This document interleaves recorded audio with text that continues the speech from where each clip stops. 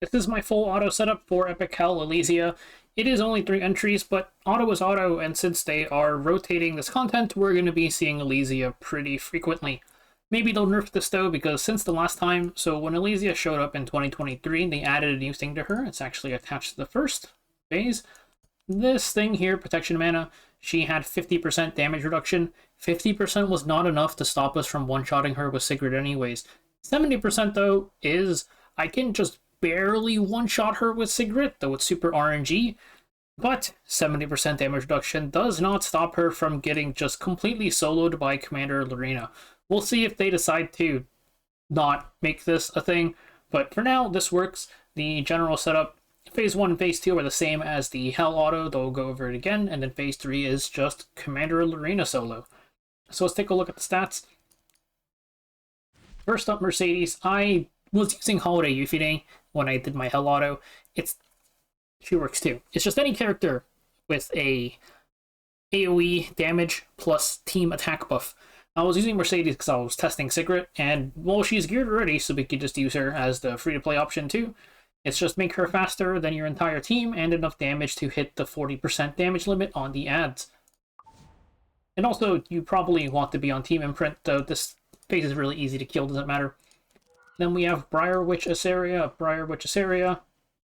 Again, I was too lazy to re-gear her, but we have Drink for the extra damage proc.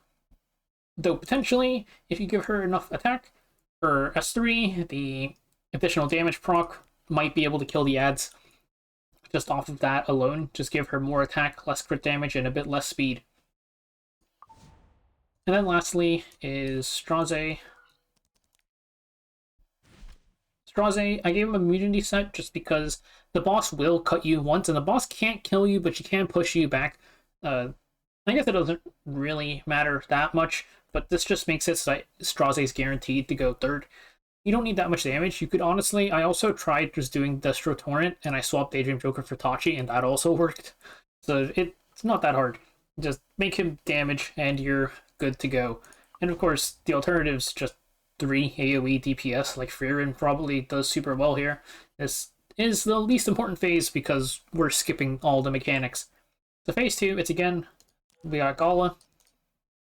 Lilias, ton of damage on her S3. I got her at 150 speed, and you noticed Shuri there, giving her 14 additional speed. So I would say probably aim for about 165 after imprints are factored in, with Daydream Joker, Destro Torrent, pretty basic Gala stuff.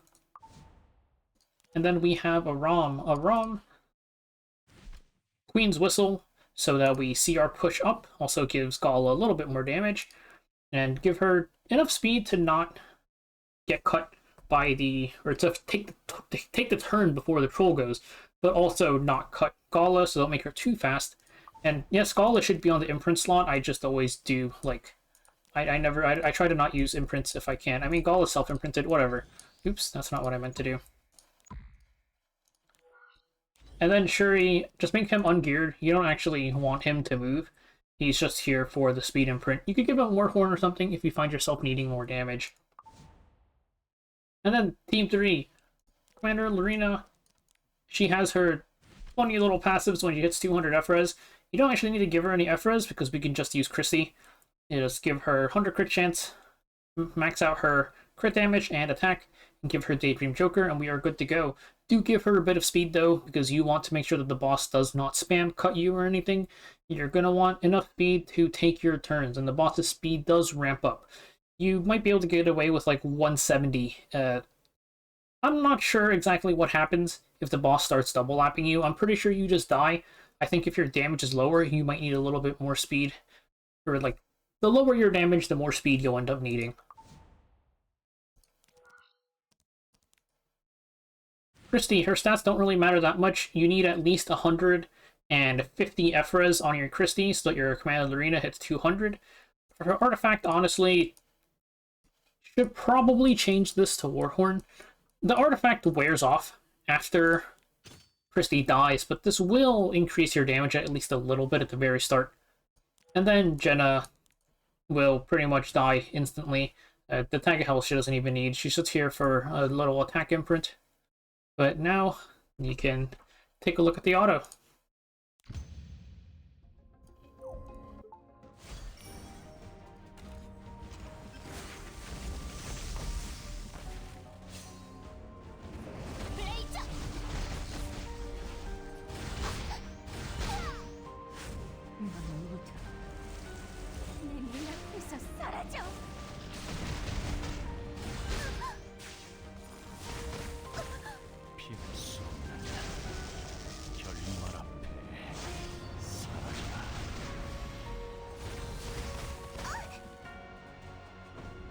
못된 꿈을 꾼 자들은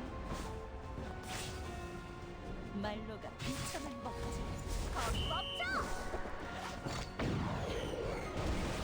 타는 아이라군.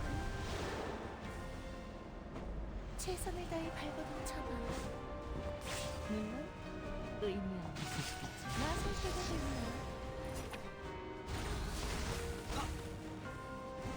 자! 조금 더 열심히 해볼까?